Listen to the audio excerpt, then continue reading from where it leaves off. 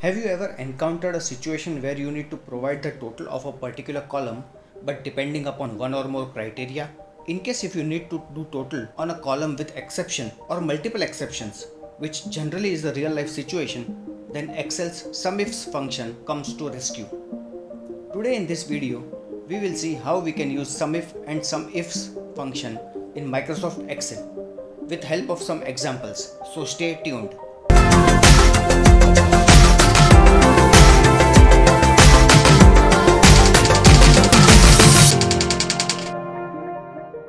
Hi, I am your tutor and welcome to my channel Learn in 5 minutes.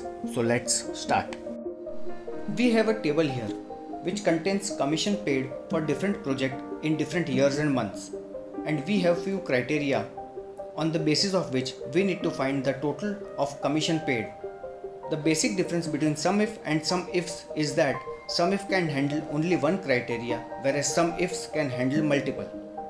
The maximum number of criteria that SUMIFS function can handle is 127, which I guess is more than enough.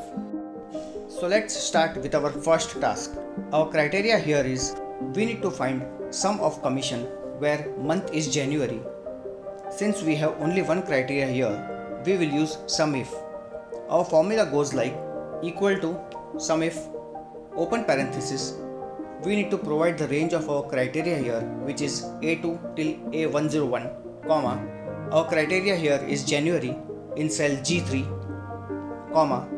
Our sum range, which is E2 till E101, close parenthesis. And we got our result. Now let us verify with our table. And the result is perfect. Now let us move to another task. Our criteria here are we need to find sum of commission where month is June and year is 2014. Since we have multiple criteria here, we will use SUMIFS. Our formula goes like equal to SUMIFS open parenthesis. We need to provide the sum range here, unlike SUMIF where we had to provide the criteria range first. So our sum range is E2 till E101, comma. Our criteria range is A2 till A101, comma, and criteria is June in cell G4, comma. Our next criteria range is B2 till B101, comma, and criteria is 2014 in cell H4, close parenthesis, and we got our result. Now let us verify with our table, and the result is perfect. Now let us move to our next task. We have three criteria here. We will copy the formula from above and add the third criteria where our range is in project column from D2 till D101, comma, and our criteria is A4 in cell I5, close parenthesis. Let us verify our result. Even this is right. In our next task, we will be using wildcard and try to sum commission where the project are starting with D. We will just copy our formula from above and we got our result. We can even use our wildcard in starting. Let's change this to *1 and it works. So this could be good when we want to use partial value for our criteria.